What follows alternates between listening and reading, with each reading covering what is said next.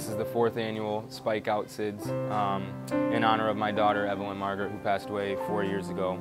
And so again, 4 years ago is when they started the first one, where they do, the silent auction, they do the raffle, as much as they can to try to raise money for awareness of SIDS. And then mostly the last couple of years it's been, the money goes for the sleep packages that they send new mothers in hospitals and local hospitals to kind of raise awareness in honor of Evelyn. The senior girls, they really kind of take and run with it, and so it's kind of all on them.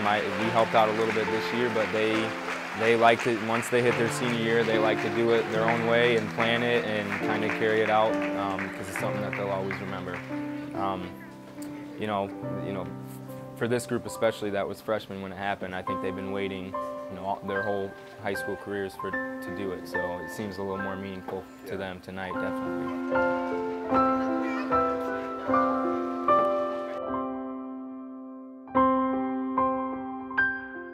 I mean, it comes and goes. It still hurts a lot, but it's just something that you never quite move on from it. It's always there.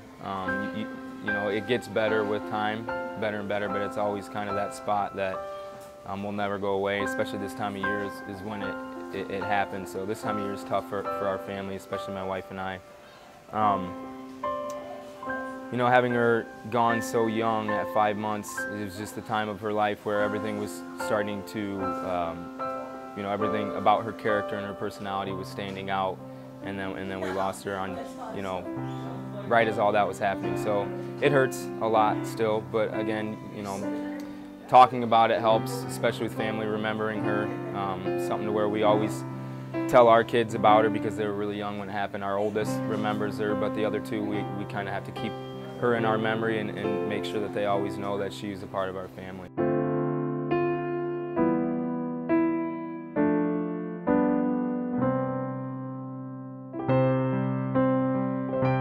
They're constantly doing research to try to figure out what causes it, and it's hard when they diagnose it at a death as SIDS because there's a lot of different variables, a lot of things that you can think of that might have caused it.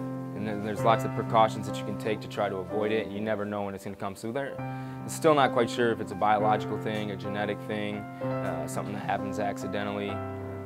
But they're always doing research to try to figure out if it is genetic, if it's biological, if it's something that you can take precautions and try to avoid. And obviously the safe sleep precautions are the best to try to avoid them.